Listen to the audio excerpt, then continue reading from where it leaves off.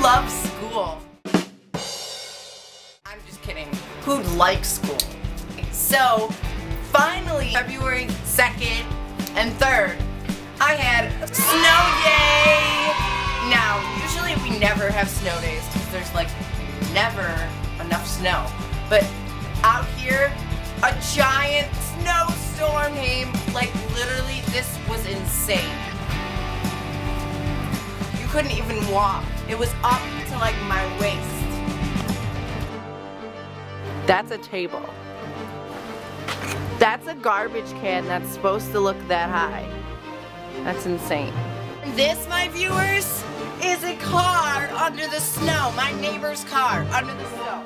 This is taller than me. This is insane!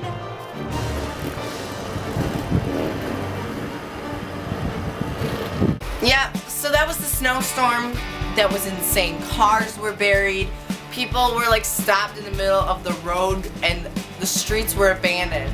I have a feeling 2012 is when the world's gonna end. After all these stories about fish dying and now this giant snowstorm, are we gonna die in 2012? There's about a 50-50 chance there. I'll see you guys later. Please subscribe. Bye!